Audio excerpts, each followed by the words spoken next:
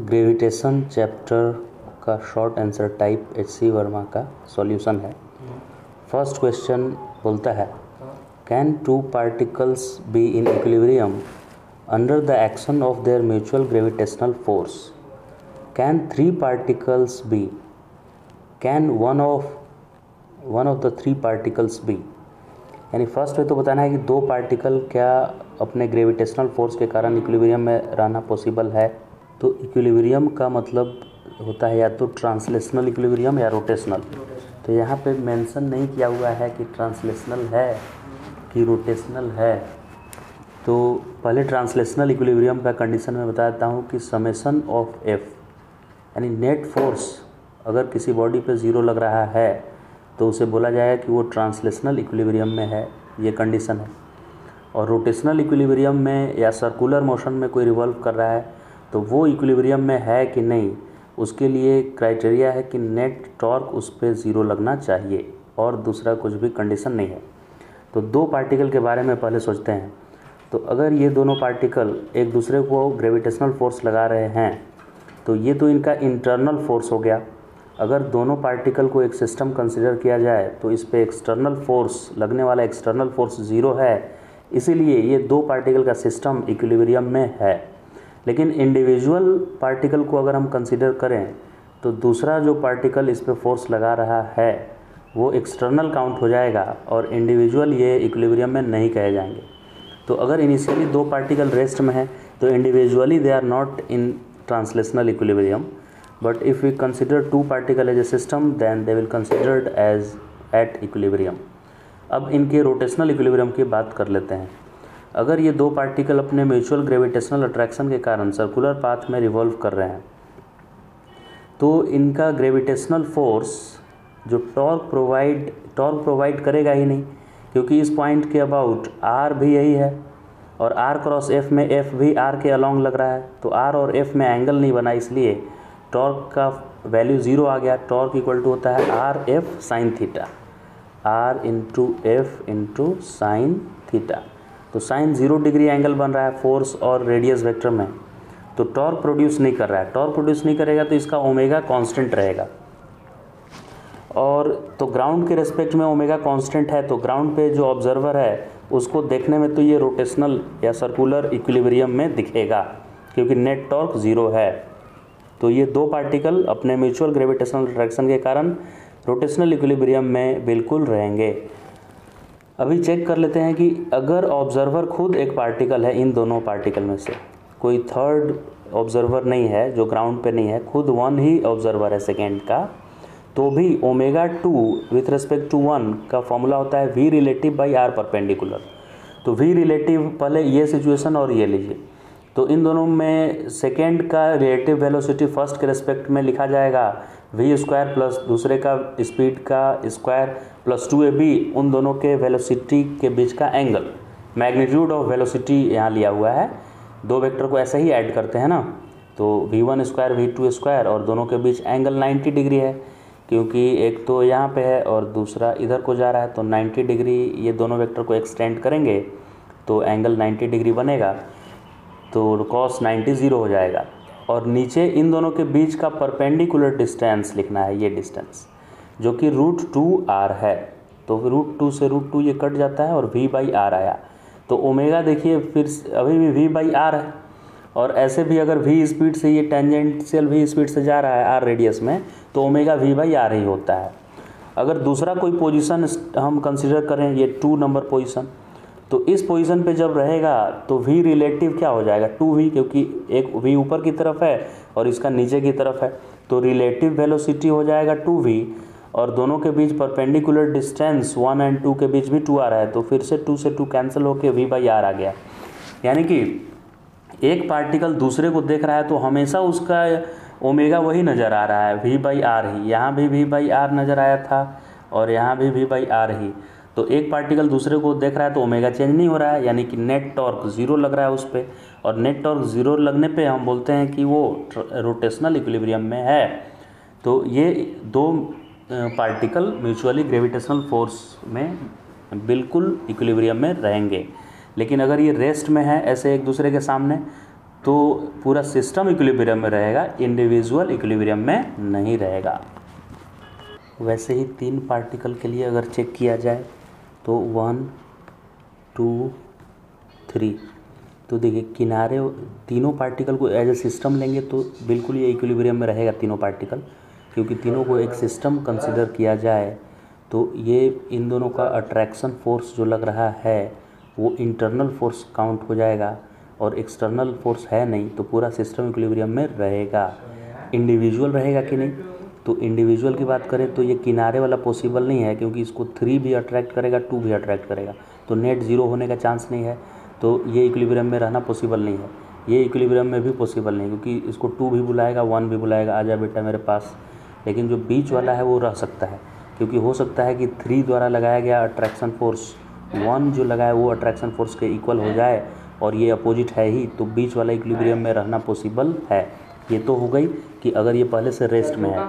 अगर तीनों आपस में म्यूचुअल ग्रेविटेशनल अट्रैक्शन के कारण सर्कुलर पाथ में रिवॉल्व कर रहे हैं 1 2 3 ये तीनों, तो इस बार कोई भी एक पार्टिकल दूसरे को देखेगा तो उसका ओमेगा हमेशा कांस्टेंट रहेगा। अभी अभी मैंने बताया था V रिलेटिव बाई R से आप चेक कर सकते हैं। तो चूँकि ओमेगा चेंज नहीं हो रहा है इसलिए ये रोटेशनल इक्विलिब्रियम में है, क्योंकि टॉर्क नहीं लग रहा होगा, और जब टॉर्क नहीं लगता है तो हम रोटेशनल या सर्कुलर इक्विलिब्रियम में पार्टिकल को बोलते हैं। तो 3 पार्टिकल में से हर एक 3 पार्टिकल रोटेशनल इक्विलिब्रियम में है, और अगर तीनों पार्टिकल पहले से रेस्ट में है तो खाली बीच वाला पार्टिकल एक ही पार्टिकल ट्रांसलेशनल इक्विलिब्रियम में है, किनारे वाले दोनों ट्रांसलेशनल इक्विलिब्रियम में नहीं हैं। तो इस तरह से जो शॉर्ट आंसर टाइप क्वेश्चन दिया हुआ है इस बुक में, उसको 1 वर्ड में आंसर नहीं देना है, वो चर्चा करने के लिए दिया हुआ है, उसके सारे प्रोस्पेक्टिव को ध्यान में रखते हुए। तो जो ये बोल रहे थे कि 2 पार्टिकल्स बी इन इक्विलिब्रियम, तो इसका आंसर हो गया कि ट्रांसलेशनल इक्विलिब्रियम में तो दोनों पार्टिकल नहीं है, लेकिन हाँ अगर सर्कुलर मोशन में अगर वो म्यूचुअल ग्रेविटेशनल फोर्स से घूम रहा है तो बिल्कुल है। तो इसका आंसर यस भी है और नो भी है।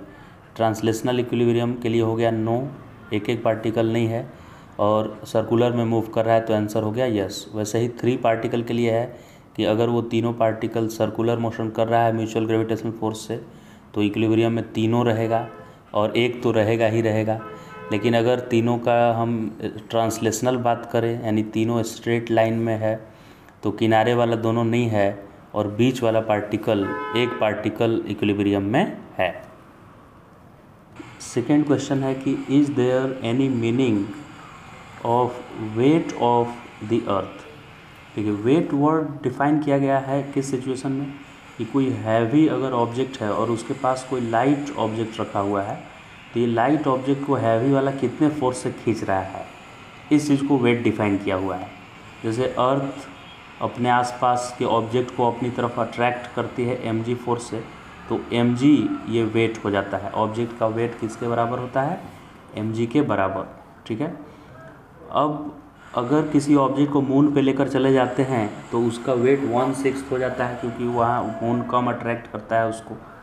तो वेट हैवी ऑब्जेक्ट जो लाइट ऑब्जेक्ट को खींच रहा है उसको बोला जाता है। ये छोटा सा ऑब्जेक्ट भी अर्थ को खींच रहा है, लेकिन इसको वेट नहीं बोलेंगे। छोटा ऑब्जेक्ट बड़े ऑब्जेक्ट को फोर्स लगा रहा है, उसको वेट डिफाइन नहीं किया गया है, फोर्स उसको रखा गया है, हाँ बस उसको खाली फोर्स बोलना है बस, लेकिन वेट नाम नहीं देना है। वेट कब देंगे, जब बड़ा ऑब्जेक्ट को खींचे छोटा ऑब्जेक्ट, तो छोटे ऑब्जेक्ट का वेट नाम पड़ जाएगा, ठीक। छोटे ऑब्जेक्ट पे जो फोर्स लगेगा उसका नाम वेट बोलना है।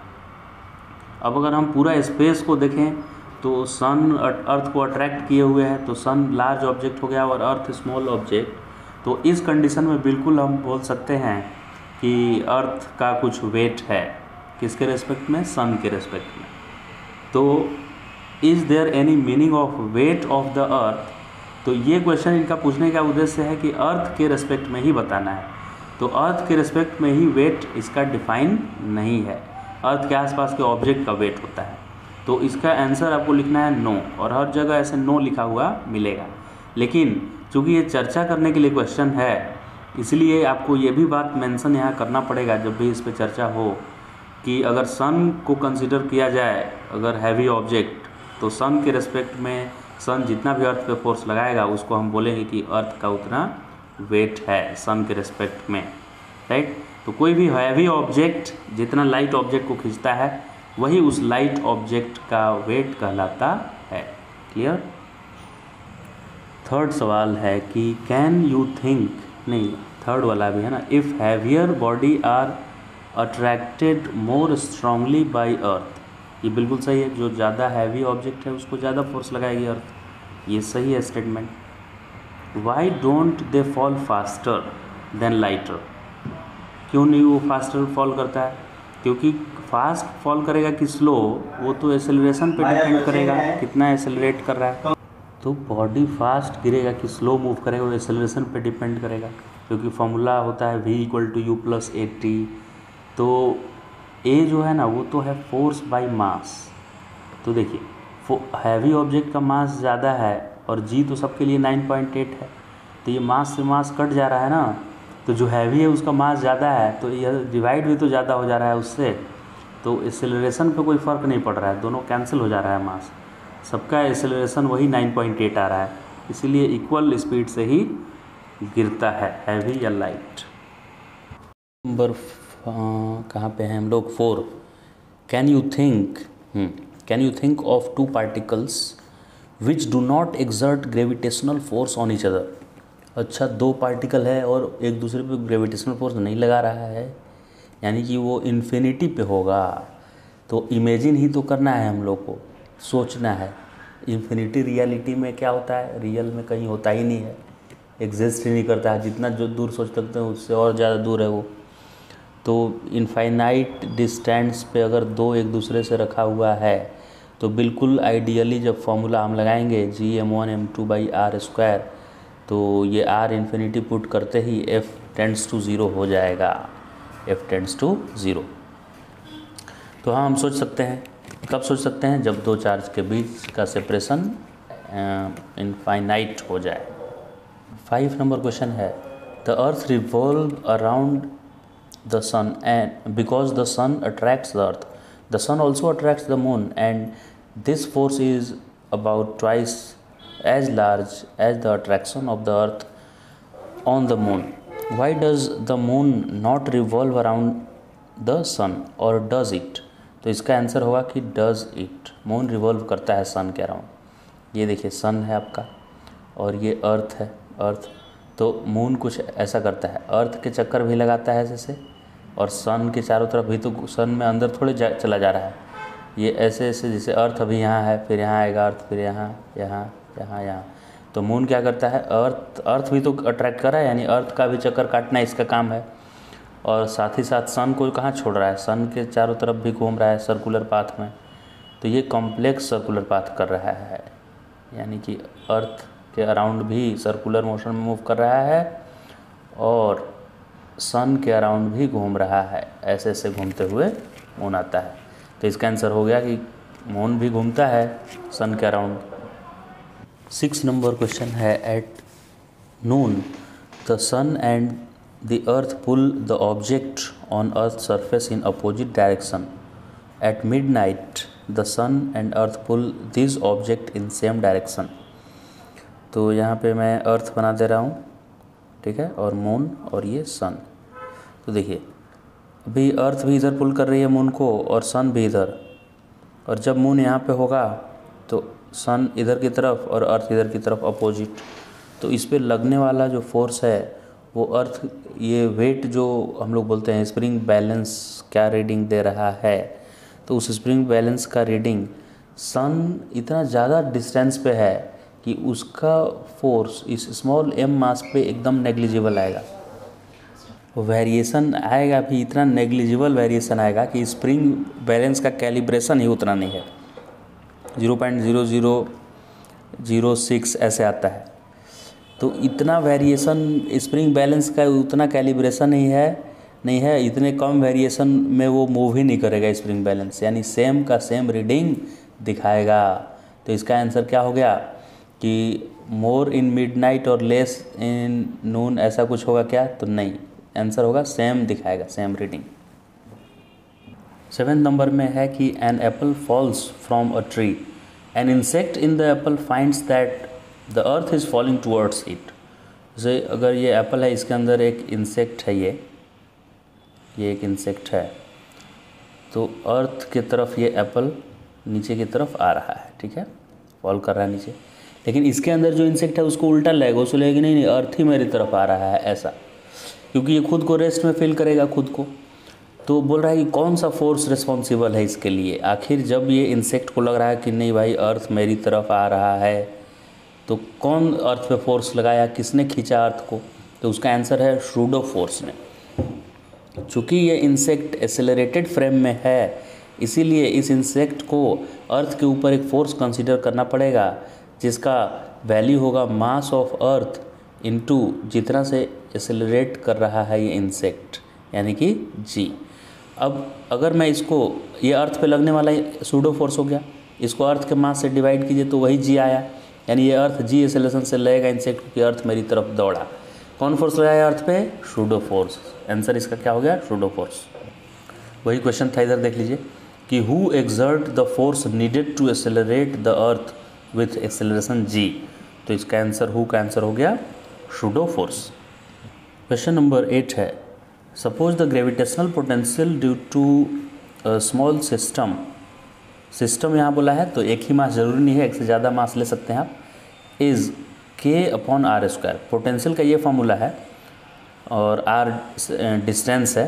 What will be the gravitational field. Potential का इक्वेशन दिया है और फील्ड निकालना है, तो v इक्वल टू है के बाई आर स्क्वायर लिख लेते हैं। v इक्वल टू हो गया के बाई आर स्क्वायर, और इलेक्ट्रिक फील्ड का फॉर्मूला होता है minus D V by D R. तो माइनस लगाकर d बाई डी आर और v के जगह पर लिख देते हैं k upon are square.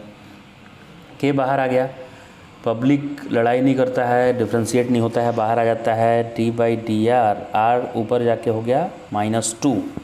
Differentiate करने पे आया n, यानी कि -2 r to the power -2 -1 N x to the power n -1 से माइनस माइनस हो गया प्लस, तो +2k और ये नीचे जाके हो गया r3।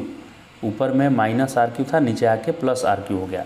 तो ये आंसर हो गया फर्स्ट पार्ट का, इलेक्ट्रिक फील्ड इतना हुआ, राइट। अब इसके सेकेंड पार्ट पे चलते हैं। सेकेंड में पूछ रहा है can you think of any such system. बिल्कुल सोच सकते हैं हम लोग, अगर ऐसा सिस्टम कब पॉसिबल है, जब दो मास हो, एक प्लस मास हो। ये डाइपोल में ऐसा होता है, डाइपोल का पोटेंशियल 1/r² होता है एक्सियल पॉइंट पे, और जो फील्ड होता है डाइपोल की वजह से, इलेक्ट्रिक डाइपोल मैग्नेटिक डाइपोल का एक्सियल पॉइंट पे, एक्सियल लाइन के किसी पॉइंट के ऊपर, वो 1/r³ जैसा आता है। तो हम अगर एक प्लस मास और एक माइनस मास को कंसीडर करें, तो इनके चलते जो एक्सियल लाइन पे, इन दोनों को ज्वाइन करने वाले लाइन पे आता है पोटेंशियल, वो ऐसा होता है। परंतु can you think of any such situation. अभी सोचने के लिए बोला है तो हम सोच लेंगे कि हाँ भाई नेगेटिव मास होता है। What happen if there were negative mass. हाँ, नेगेटिव मास अगर होता है तो ठीक है, नेगेटिव मास अगर होता है तो ये पॉसिबल है। लेकिन ये क्या है, अभी तक नेगेटिव मास तो कुछ बनाया नहीं गया है, ये इमेजिनेशन है। तो अगर नेगेटिव मास एग्जिस्ट करता है तो ये सिचुएशन पॉसिबल है। अदरवाइज करंट अभी जितना इन्फॉर्मेशन है साइंटिस्ट के पास, उसके अकॉर्डिंग नेगेटिव मास नहीं होता है, तो ये सिचुएशन पॉसिबल नहीं है। लेकिन ये सोचने के लिए बोला है तो बिल्कुल सोचा जा सकता है, ठीक है। कब सोचा जा सकता है? जब नेगेटिव मास, अगर काश नेगेटिव मास एग्जिस्ट करे, सोचने के लिए बोला है तो हम सोच लिए कि नेगेटिव एग्जिस्ट कर रहा है, तब जो दिया है क्वेश्चन वो ऐसा फील्ड भी आ जाएगा और पोटेंशियल भी आ जाएगा। क्वेश्चन नंबर 9 में आ चुके हैं हम लोग, द ग्रेविटेशनल पोटेंशियल एनर्जी। ये क्वेश्चन बोलता है 9 नंबर कि gravitational potential energy of two particle system is derived in this chapter as u equal to -g m1 m2/r। बिल्कुल सही बोल रहा है भाई। Does it follow from this equation that the potential energy for r equal to infinity must be 0। बिल्कुल, इसका answer है yes. अगर मैं यहाँ पे इन्फिनिटी पुट कर दूँ तो एनीथिंग बाई इन्फिनिटी 0 की तरफ टेंड करता है, तो ये सही है। Can we choose the potential energy for R equal to infinity to be 20 joule, इसका भी आंसर है कि बिल्कुल आप चूज कर सकते हैं, लेकिन उसके लिए फिर ये फॉर्मूला नहीं रहेगा, कोई और फार्मूला हो जाएगा पोटेंशियल के लिए। तो can we choose the potential energy for R equal to infinity to be 20 joule and still use this formula, तो नो हो गया, नो। बोल रहा है कि ये फार्मूला तभी यूज कर सकते हैं जब इन्फिनिटी पे ज़ीरो लिया हुआ है, क्योंकि जो फार्मूला का डेरिवेशन आया था, चलिए उसमें देखते हैं। डेरिवेशन में ये आया था डेरिवेशन, देखिए u final minus u initial, right, ऐसा आया था। मतलब u final point minus u initial point equal to आया था 1/r1, यहाँ भी मैं लिख दे रहा हूँ u final minus u initial आया था gm1m2 1/r1 माइनस 1/r2, ऐसा आया था, राइट। तो इसमें से इनिशियल इन्फिनिटी पे रखा हुआ था, इसलिए इस r1 को इन्फिनिटी लिख दिया गया था, और ये फार्मूला आया था gm1 m2 और 1/r1 तो गया काम से, तो खाली r2 यानी फाइनल वाला r बच गया था, ये r2, और माइनस यहाँ लगा हुआ था। और दूसरे साइड में क्या था, दूसरे साइड में इधर u final minus u initial, u final u हमको किसी भी पॉइंट का है, और u इनिशियल में यहाँ पे u इनिशियल का वैल्यू क्या लिखा था, इन्फिनिटी पे जब था तब 0, तब जाकर ये फॉर्मूला हमारा आया था माइनस gmm/r। लेकिन अगर u इनिशियल कोई 0 नहीं लिया है, 20 लिया है, इसको 20 अगर हम ले लें तब फार्मूला चेंज हो जाएगा, ये 20 इधर जाके प्लस करना पड़ेगा, तब किसी भी पॉइंट पे रखा रहेगा दो पार्टिकल के बीच r सेपरेशन पे, तो उसकी एनर्जी 20 उधर जाके ऐड हो जाएगी, तब माइनस होगा gmm m1 m2 बाई दोनों के बीच का सेपरेशन। तो नया फार्मूला ऐसा कुछ आ जाएगा, नया फार्मूला, पुराना फार्मूला नहीं रह जाएगा अगर इन्फिनिटी पे 20 लेंगे तो वही लिखा है यहाँ पे कि if no what formula should be use to calculate the potential energy at separation R, तो नया फार्मूला हो जाएगा minus gm1 m2 by R और प्लस 20 उसमें करना पड़ेगा, प्लस 20, ओके। 10 नंबर क्वेश्चन है the weight of an object is more at poles, क्योंकि पोल पे जी ज़्यादा होता है, क्योंकि वहाँ रेडियस कम है, क्योंकि ऐसा चपटा है ना, ऐसा अर्थ ऐसा है, वैसा वाइड जैसा बीच में, यानी इक्वेटर के पास जी का वैल्यू कम होता है क्योंकि ज़्यादा चौड़ा है यहाँ, और पोल के पास ज़्यादा होता है। तो स्प्रिंग बैलेंस रखेंगे, स्प्रिंग बैलेंस पहले पढ़ लेते हैं क्वेश्चन क्या है। Is it beneficial to purchase goods at equator and sell at pole, equator पे खरीदिएगा तो उसका जी कम है तो कम ही वेट दिखेगा, जबकि यहाँ पे खरीद लिए आप तो खरीद लिए तो 1 kg है ना, तो वो 900 ग्राम ही दिखेगा, एक्चुअल 1 kg है तो, क्योंकि जी यहाँ कम है, और यहाँ जाइएगा तो ज़्यादा जी है, इसलिए वो 900 ग्राम 1100 ग्राम दिखाएगा, 1 kg 100 ग्राम, तो ज़्यादा फ़ायदा तो होगा, बिल्कुल सही लिखा है। तो आंसर हो गया yes. Does it matter whether the spring balance is used at और an equal balance beam balance is use, spring balance use करेंगे तभी फ़ायदा होगा भाई। बीम बैलेंस ऐसा वाला बैलेंस, तराजू जो होता था ऐसे तराजू ऐसा यूज कीजिएगा तो इधर भी जी बढ़ेगा, इधर भी बढ़ जाएगा। तो जिधर आप वेट रखे हुए हैं बटखरा जिसका 1 kg मास है, तो उसमें भी तो जी ज़्यादा लगने लगेगा। अगर आपके सामान पे जी ज़्यादा लग रहा है तो कोई फ़र्क नहीं पड़ेगा इक्वेटर पोल पे, अगर आप बीम बैलेंस रखें। तो स्प्रिंग बैलेंस रखेंगे तब फ़र्क पड़ेगा कि इसकी स्प्रिंग बैलेंस mg खाली लगाता है इधर की तरफ, तो ज़्यादा mg लगाने लगेगा वो पोल के पास। तो क्या था, डज इट मैटर, तो yes it matters. Beam balance अगर हम लेंगे तो फ़र्क नहीं पड़ रहा है, और स्प्रिंग बैलेंस से फ़ायदा हो रहा है इक्वेटर पे ख़रीद के पोल पे बेचने में। 11 नंबर क्वेश्चन में है the weight of a body at the poles is greater than weight at equator. Check कर लेते हैं, देखिए तो इक्वेटर के पास ज़्यादा रेडियस है तो ओबियसली कम वेट दिखाएगा, और पोल का रेडियस कम है पोल के पास तो ज़्यादा वेट दिखाएगा। तो सही है ये, तो बिल्कुल सही कह रहा है। फिर कह रहा है is it the actual weight और apparent weight we are taking about. तो एक्चुअल और एपरेंट क्या अलग अलग बात है, देखिएगा। जैसे आप लिफ्ट के अंदर ऐसे बैठे हुए हैं, और ये वेइंग मशीन है, इस पे खड़े हैं। तो एक्चुअल वेट क्या होता है, जितने फोर्स से अर्थ खींचती है आपको अपनी तरफ, उसको एक्चुअल वेट बोलते हैं। और एपरेंट वेट होता है जो नॉर्मल रिएक्शन यहाँ मिलता है। तो अगर लिफ्ट ऊपर की तरफ एक्सेलरेट कर रहा है ऐसे, तो इस मैन के ऊपर जब लिफ्ट ऊपर जाता है तो इस पर नीचे की तरफ सूडो फोर्स आता है, तो जो नॉर्मल रिएक्शन है वो mg और सूडो दोनों ऐड होकर ज़्यादा मिलता है। यानी लिफ्ट जब ऊपर एक्सेलरेट करता है ना, तो आपका वेइंग मशीन ज़्यादा रीडिंग दिखाता है, एपरेंट वेट ज़्यादा हो जाता है, राइट। और जब वेइंग मशीन वैसे ही नीचे जाएगा तो एपरेंट वेट कम दिखाता है। तो एपरेंट वेट मतलब नॉर्मल कितना मिल रहा है, समझ गए बात। और एक्चुअल वेट मतलब अर्थ कितना खींच रही है। तो एक्चुअल की पहले बात कर लेते हैं। तो यहाँ पे आप हैं तो एक्चुअली में अर्थ आपको जितना भी खींच रही है, यहाँ पे जब जाएंगे तो ओबियसली अर्थ ज़्यादा खींचेगी, क्योंकि यहाँ पे रेडियस कम है अर्थ का, तो फोर्स ज़्यादा लगेगा यहाँ। तो किसके बारे में हम लोग बात कर रहे हैं, तो हम लोग रियल वेट की बात करें तो पोल पे ज़्यादा है। एपरेंट की बात करें तो अर्थ के एपरेंट की बात करें यहाँ पे, तो एपरेंट वेट कब होगा, जब अर्थ रोटेट करने लगेगा। तो रोटेट करेगा तो इस पर सेंट्रीफ्यूगल फोर्स जैसा कुछ लगेगा, तो उसका एपरेंट वाला कम होगा, यहाँ पे कम हो जाएगा। और जबकि यहाँ पे एपरेंट, यहाँ पे रोटेशन का इफेक्ट ही नहीं है सेंट्रीफ्यूगल, क्योंकि अर्थ तो इसी एक्सिस के अबाउट रोटेट कर रहा है। तो जो यहीं पे खुद एक्सिस पे ही बैठा हुआ है उसके ऊपर सेंट्रीफ्यूगल फोर्स नहीं लगेगा, तो इसमें नॉर्मल रिएक्शन में कोई फ़र्क नहीं पड़ेगा। तो हम एपरेंट वेट की बात करें चाहे रियल वेट की बात करें, रियल वेट मतलब अर्थ कितना खींच रहा है, और एपरेंट मतलब अर्थ का खिंचाव माइनस जो सेंट्रीफ्यूगल लगा वो। तो अगर हम रियल वेट की बात करें तो भी पोल पे ज़्यादा लग रहा है, और एपरेंट की बात करें तो भी पोल पे ज़्यादा लग रहा है।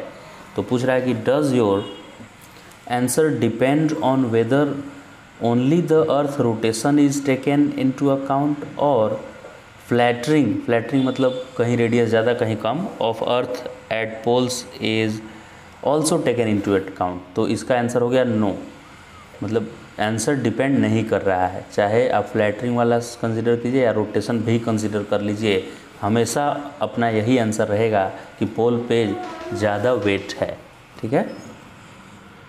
12 नंबर क्वेश्चन है कि if the radius of the earth decreases by 1% without changing its mass, will the acceleration due to gravity at the surface of earth increase or decrease?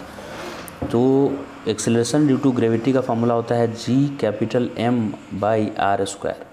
तो चूँकि मास कांस्टेंट है और रेडियस को आप क्या कर रहे हैं, डिक्रीज कर रहे हैं, कम, तो obviously G acceleration due to gravity on the surface of earth increase होगा। तो इसका आंसर हो गया increase. If so by what %, अब बताना है कितना परसेंट इंक्रीज होगा।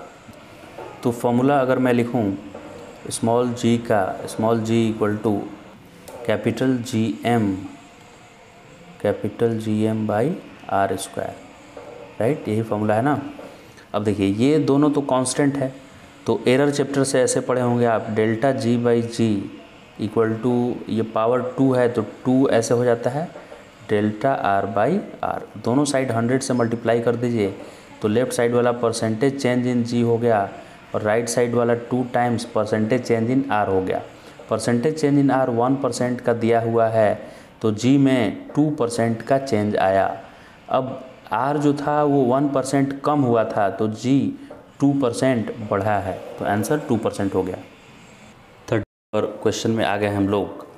इस क्वेश्चन में बोलता है 13 नंबर में, a nut becomes loose and, यहाँ पे है, a nut become loose and get detach from a satellite revolving around the earth, will it land on the earth. पहला तो ये हो गया। तो देखिए सैटेलाइट में जब ये रिवॉल्व, सैटेलाइट के अंदर अर्थ, ये अर्थ है और उसके अराउंड एक सैटेलाइट ऐसे रिवॉल्व कर रहा है, तो इससे डिटैच होने के बाद ये अर्थ पे नहीं लैंड होने वाला है, क्योंकि जैसे मूविंग ट्रेन से आप जंप करेंगे तो जिधर ट्रेन की वेलोसिटी है उधर ही आप में इनिशियल वेलोसिटी होती है। तो ये डिटैच होगा तो ये नट भी इधर की तरफ, इसमें एक स्पीड होगा टेंजेंट की तरफ, जिस स्पीड से ये इस पे लगने वाला सेंट्रीपिटल फोर्स प्रोवाइड कर देगा, जो ग्रेविटेशनल फोर्स लगेगा वो सेंट्रीपिटल फोर्स के इक्वल है, तो इसीलिए ये सर्कल में घूमता रहेगा ये, राइट। तो will it land on earth, तो इसका आंसर हो गया नो। फिर बोल रहा है कि if yes where will it land, तो ये तो लैंड होगा ही नहीं, तो ये तो गलत हो गया कि वेयर इट विल लैंड, क्योंकि इसका आंसर तो यस हुआ ही नहीं, नो हुआ। तो हम सेकेंड पार्ट में आ जाते हैं, इफ़ नो, तो ये हमारा आंसर है इफ़ नो।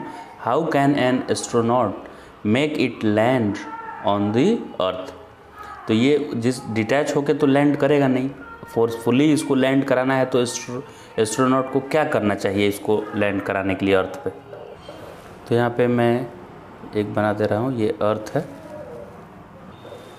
और ये नॉट एक मैं बना देता हूँ यहाँ पे, जो कि डिटैच हो गया है अपने सैटेलाइट से।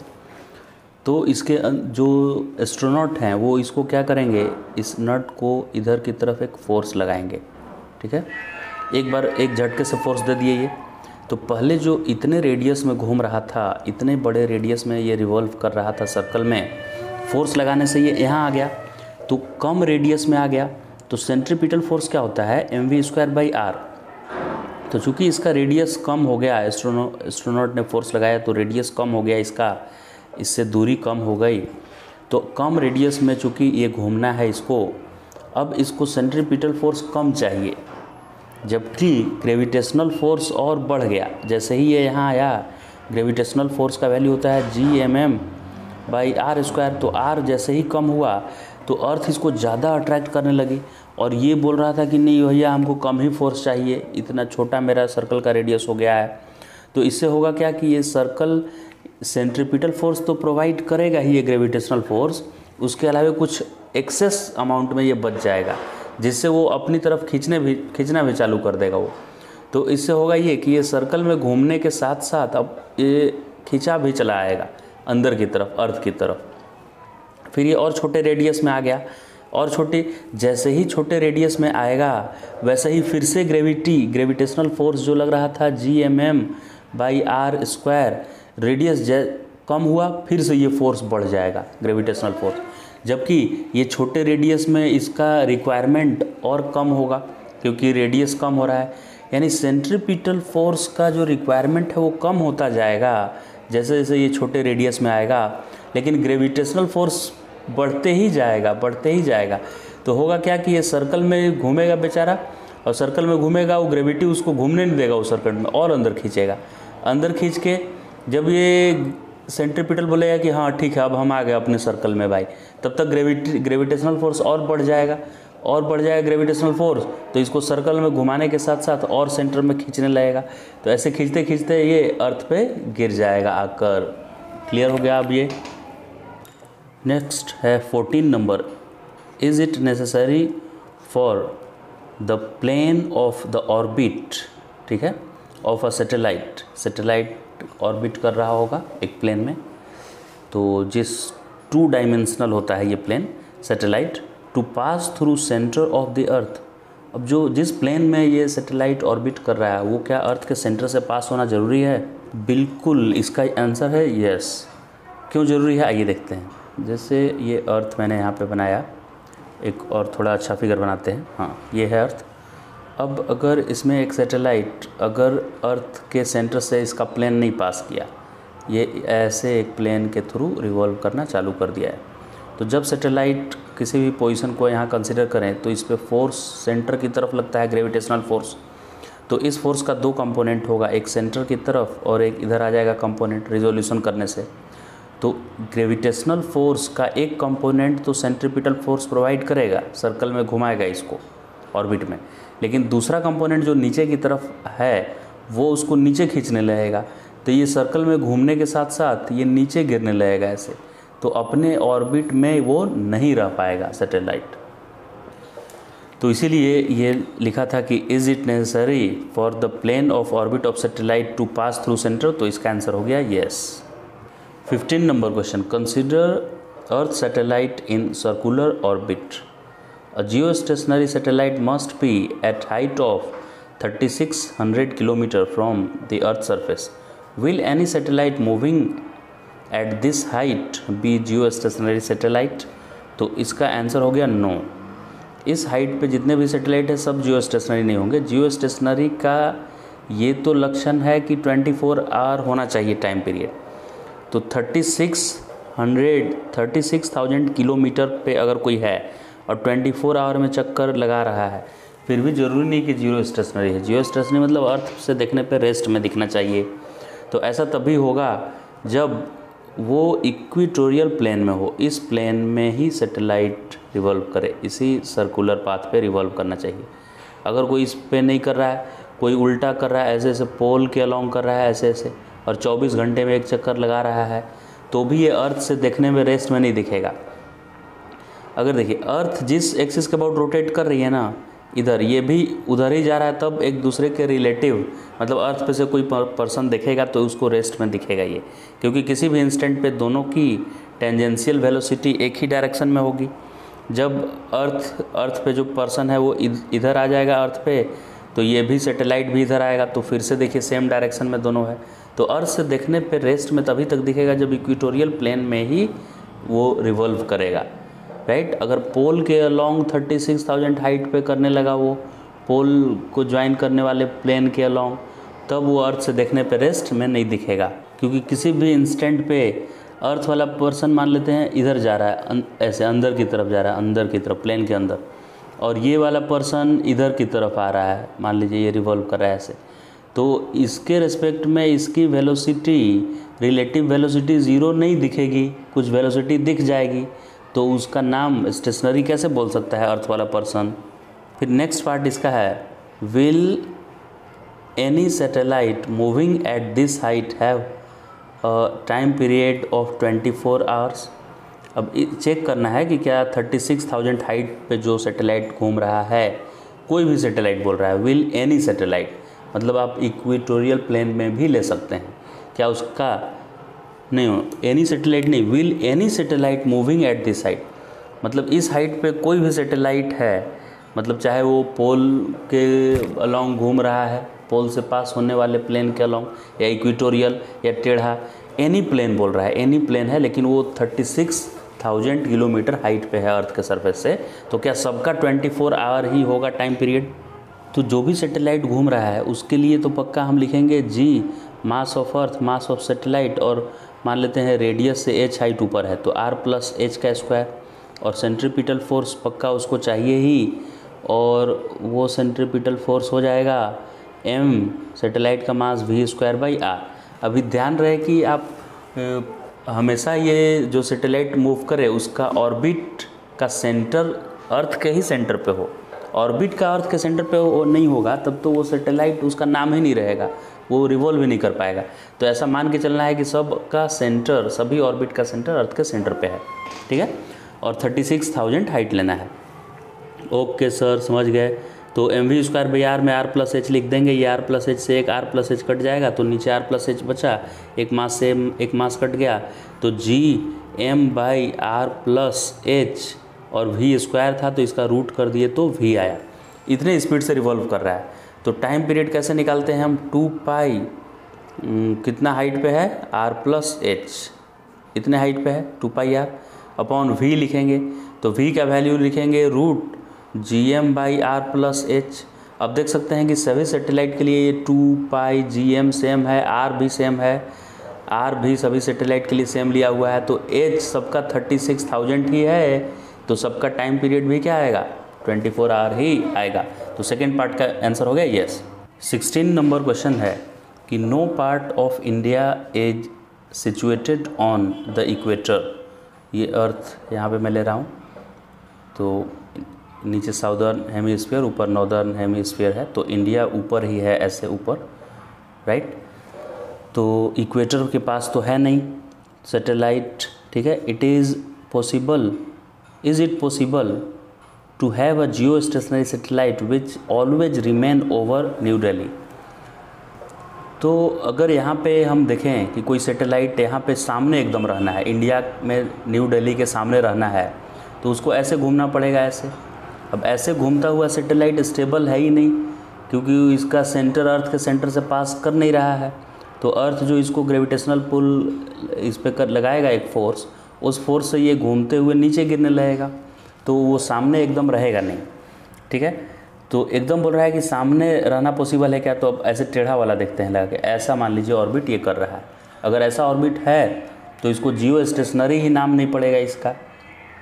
ये 24 घंटा में एक चक्कर लगा सकता है, लेकिन इसका नाम जियो स्टेशनरी रहेगा, अर्थ के एस्पेक्ट में रेस्ट में नहीं दिखेगा ये। यानी कि ऐसा पॉसिबल नहीं है कि न्यू दिल्ली के जस्ट ऊपर, यानी न्यू दिल्ली के में कोई है तो उस देखे सैटेलाइट को तो हमेशा उसी पोजीशन पे दिखे, ऐसा करना पॉसिबल नहीं है। तो क्वेश्चन था कि इज़ इट पॉसिबल, तो इसका आंसर है नो। 17 नंबर क्वेश्चन बोल रहा है, as the earth rotates about its axis a person living in his house at the equator goes in a circular orbit of radius equal to radius of the earth. Why does she or he not feel weightlessness as a satellite passenger does? तो satellite में बैठा हुआ passenger weightlessness feel कर रहा है, लेकिन अर्थ पे equator पे जो है उस पर भी तो सेंट्रीफ्यूगल फोर्स लग रहा है, वो क्यों नहीं वेटलेसनेस फील कर रहा है? तो देखते हैं इसको। हाँ, अगर इक्वेटर पे एक पर्सन मैं यहाँ पे बना दूँ, ये पर्सन है, ठीक है, तो ये कैसे खड़ा रहता है? ये पर्सन ऐसे खड़ा तो नहीं रहता है, ऐसे अर्थ की तरफ इस तरह से रहता है, राइट, ऐसे। तो इसका वेट क्या फील होता है? जो इसके ऊपर नॉर्मल रिएक्शन मिल रहा है। तो अर्थ इसको अपनी तरफ इधर सेंटर की तरफ फोर्स लगाएगी mg, और इस पे बाहर की तरफ फोर्स लगेगा m ओमेगा स्क्वायर और रेडियस ऑफ अर्थ, राइट। और इसका वेट कितना होगा? जितना इसको रिएक्शन मिलता है, नॉर्मल रिएक्शन। तो नॉर्मल रिएक्शन कितना हो गया? mg minus m omega square r, right. अब mg का वैल्यू अर्थ पे मान लेते हैं कोई भी पर्सन है, उसका अगर ये वेटलेसनेस फील करेगा यानी n ज़ीरो होगा, तो n ज़ीरो होने के लिए mg को पक्का इक्वल होना पड़ेगा m ओमेगा स्क्वायर r के। तो m तो ऐसे भी कैंसिल हो गया, और g यहाँ से हमको पता है 9.8 आता है। तो जब ओमेगा स्क्वायर आर का वैल्यू 9.8 होगा, उसी वक्त वो वेटलेसनेस फील करेगा। अब अर्थ का रोटेशन हो रहा है, उसका ओमेगा कितना है रोटेट करने का? तो उसका फॉर्मूला होता है 2π by time period. Time period होता है 24 आवर। 24 आवर को मिनट में कन्वर्ट करेंगे तो 60, और सेकेंड में करेंगे तो और 60। तो इसका 24 इंटू 60 टाइम हो गया, तो इसका स्क्वायर कर लिए। और रेडियस ऑफ अर्थ होता है 6400, और किलोमीटर मतलब 3 और 0, 1 2 3 0। अब इसको कैलकुलेट करने से ये ऑन द अर्थ के लिए ये कैलकुलेट आप करके देखिए, इसका वैल्यू पक्का 9.8 के बराबर नहीं आएगा। अगर 9.8 के बराबर आ जाता तब पक्का यहाँ वेटलेसनेस फील करता। तो इसके लिए उसको कुछ हाइट पे यहाँ पे जाना पड़ेगा। हाइट पे वेटलेसनेस फील करने के लिए लगभग 3600 किलोमीटर हाइट पे जाना पड़ता है। 36,000 जाना पड़ेगा, 36,1230 किलोमीटर हाइट पे जाना पड़ेगा। यानी कि अगर इसमें आर को हम बढ़ाएं, अभी तो इसका वैल्यू 9.8 नहीं आएगा, 9.8 से कम आएगा, राइट। अभी इसको कैलकुलेट करके हम चेक भी कर ले रहे हैं कितना आ रहा है, एक मिनट। 0.0338 आया, इसको कैलकुलेट करने पे 0.0338 आया, देखिए, जबकि 9.8 है। तो कैसे वेटलेसनेस फील करेगा? ये तो बहुत कम आ गया। अब जब 36,000 किलोमीटर ऊपर जाएगा ना, तब क्या बढ़ जाएगा? ये आर बढ़ जाएगा, सेंट्रीफ्यूगल फोर्स वाला, m ओमेगा स्क्वायर आर वाला।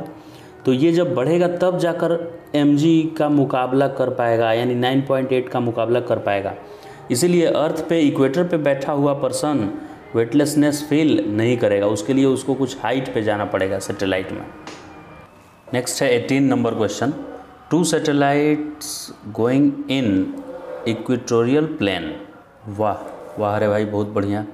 Equatorial plane have almost same radii as seen from the earth. One moves from east to west and the other move from west to east. Okay, तो ये अर्थ है। अब 2 satellite है ऐसे equatorial plane में, एक तो वेस्ट से ईस्ट ऐसे चल रहा है और दूसरा उसका उल्टा चल रहा है। दूसरा कलर से बनाते हैं दूसरा। हाँ, ये ब्लू वाला जो है दूसरा वाला, ये इसका उल्टा घूम रहा है ऐसे ऐसे। सेम टाइम पीरियड दोनों का है as seen from the earth. If not which one, नहीं ये बोल रहा है will they have the same time period. अच्छा, दोनों क्या सेम समय में एक चक्कर लगाएगा अर्थ से देखने पे?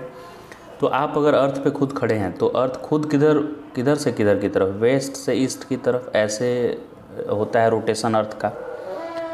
तो आप ऐसे जा रहे हैं और रेड वाला सैटेलाइट भी इधर ही जा रहा है, तो उसका ओमेगा कम आपको दिखेगा। सेम डायरेक्शन में जाने पे सब्ट्रैक्ट होता है ना। जैसे आप इधर जा रहे हैं 10 मीटर पर सेकेंड से और आपका फ्रेंड भी इधर ही जा रहा है 10 मीटर पर सेकेंड से, बाजू वाले कार में बैठा हुआ है, तो आपको ये देखने पे रेस्ट में लगेगा। लेकिन आप इधर जा रहे हैं 10 से और कोई दूसरा उल्टा जा रहा है 10 से, तो आपको ये फास्ट जाता हुआ दिखेगा, इसकी स्पीड 20 दिखेगी आपको।